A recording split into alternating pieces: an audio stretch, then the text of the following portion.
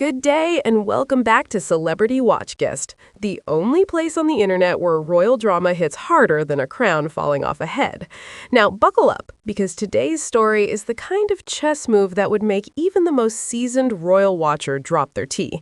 We are talking about Harry and Meghan apparently flipping the script, literally, and using Prince William's own playbook to come for him. That is right, the student has become the teacher, or at least that is what they are hoping.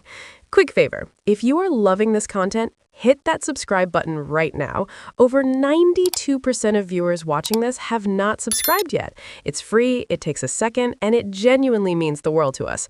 Thanks. If you just did that, you are officially family. Now back to the show. So here is where everything starts to get deliciously complicated. For years, the narrative around Harry and Meghan leaving the royal family has been shaped, crafted, and, let us be completely honest, heavily spun by the palace. Sources would leak to certain tabloids. Unnamed insiders would whisper to friendly journalists. Stories would mysteriously appear right before Harry or Meghan had something positive happening. Sound familiar? Of course it does. That is the palace media machine, and William, as the heir apparent, has long been one of its biggest beneficiaries. But now, Harry and Meghan are reportedly done playing defense, and they are about to go on full offense, using the very same tools that were used against them. Let that sink in for a second. They are not just firing back with interviews or social media posts. They are allegedly building their own media infrastructure, their own narrative pipeline, their own network of friendly press contacts, essentially mirroring the exact strategy that the palace has used to shape public perception for decades. And if you think that's bold, just wait, because it gets even more layered. Here is what reportedly triggered this whole power shift. According to insiders close to the Sussexes, the final straw was not any single interview or leaked story. It was the pattern. Every single time Harry and Meghan would announce something positive, a new project, a charity initiative, a Netflix deal, a negative story about them would magically appear in the British press within hours. Coincidence? Maybe the first time, but when it happens consistently over years across multiple outlets, you stop calling it coincidence and start calling it what it actually is, a coordinated effort. And sources suggest Harry has been paying very close attention. He has been reportedly studying the mechanics of how these stories get placed, which journalists receive them, which outlets amplify them, and, most importantly, who benefits every single time Meghan gets dragged through the mud.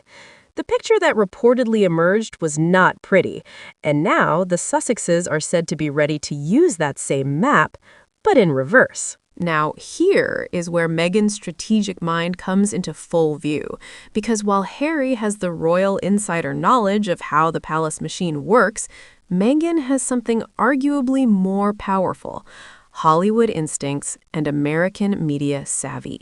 She understands branding, she understands audience, she understands that in the modern media landscape, perception is everything, and whoever controls the narrative controls the outcome. And right now, the couple is reportedly leveraging every contact, every platform, and every opportunity to build their own version of the royal communications operation, but without the stuffiness and with a whole lot more receipts. There is talk of a more aggressive documentary approach. Their existing deal with Netflix reportedly gives them more than enough runway to tell stories that position their version of events front and center. Sources suggest future projects could directly and strategically challenge information that has come out of Kensington Palace. Not in a screaming, finger-pointing way, in a calm, documented, sourced, receipts-on-the-table kind of way, which, if you have ever dealt with a PR war, is actually 10 times more devastating. But wait, because here is the twist that really makes the story pop. The tactics being discussed are not just about defending Meghan's reputation or correcting the record on their departure from royal duties. This is reportedly about the long game, about positioning, about making sure that when the public looks at the royal family 5 or 10 years from now, the Sussexes are not the villains of the story. And that long game thinking, that is pure William energy, adapted and flipped right back in his direction. Think about it. William has spent years carefully crafting his image as the steady, responsible, future king, the safe choice, the reliable one, the antidote to royal drama. His team has been meticulous about it. Every public appearance, every carefully worded statement, every strategically placed story about his dedication to duty, it all feeds the same machine. And it has worked brilliantly. His public approval ratings have stayed strong even through turbulent times for the wider family. That is not an accident. That is a masterclass in image management. And now, Harry and Meghan are supposedly taking notes from that masterclass and enrolling themselves in the advanced course. The difference being they are doing it outside the institution, without the taxpayer-funded communications team, without the centuries-old infrastructure, and without the safety net of the monarchy, which actually makes it more impressive. Or more reckless, depending on how this all plays out. There's also the matter of timing. Royal watchers have noted that every major Sussex move seems to drop at a moment that creates maximum disruption for the palace, not necessarily by direct attack, but by simply existing and demanding attention. The Oprah interview, the Netflix documentary, the memoir, each one landed like a carefully timed grenade. And if the reports about their next media push are accurate, the Sussexes are not slowing down. They are accelerating. They understand that momentum in the media is like a bicycle. The moment you stop pedaling, it falls over. So they keep pedaling. Now, let's be fair here, because balance matters. There are those who argue Harry and Meghan are overestimating their own cultural footprint, particularly in the UK, where public sentiment toward them has shifted significantly. The idea that they can outmaneuver the centuries-old British press establishment from a mansion in California is, to some analysts, more fantasy than strategy. And there's a real argument to be made that every time they engage in this tit-for-tat media war, they risk coming across as unable to move on, which only reinforces the palace's preferred narrative that Harry is the problem child who just cannot let things go. But then you look at their American audience, and that's a completely different story. In the United States, Meghan especially is viewed through an entirely different lens. The sympathy is real, the platform is massive, and the appetite for content that pushes back against stuffy British royal tradition is honestly enormous.